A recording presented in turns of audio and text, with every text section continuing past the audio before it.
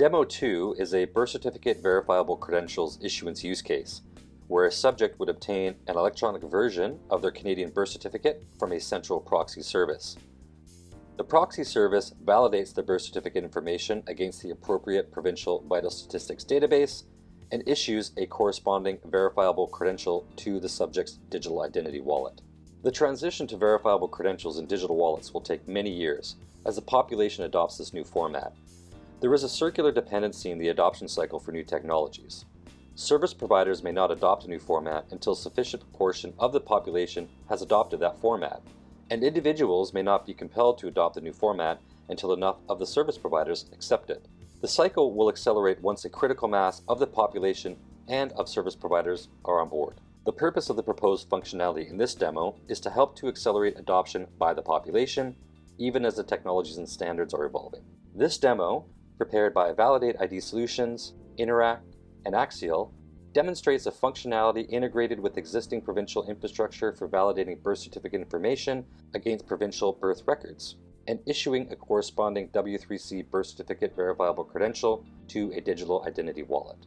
Subject Tamara Eustace wants to load her Canadian birth certificate into her digital identity wallet, so she can use it in combination with other verifiable credentials to prove her identity for online transactions. Tamara validates her birth certificate with Vital Stats through the validation service, and uses her smartphone wallet app to scan a QR code to create a verifiable credential and load it into the wallet.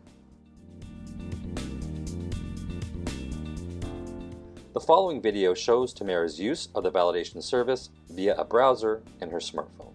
Tamara enters the required information, such as given names, family name, date of birth, birth registration number, and registration date from her birth certificate, and submits the holder request. The system returns the match result indicating that the input matches a record of a live person in the provincial birth records. The list of attributes validated in this use case could be expanded to include additional birth certificate attributes that would help to authenticate the user. Tamara chooses W3C Wallet to identify the format of verifiable credentials she is requesting, and the system displays the QR code for her W3C wallet. Tamara scans the QR code with her smartphone wallet app and responds to the authentication request. The birth certificate appears in the smartphone wallet and contains the attributes verified with the issuer.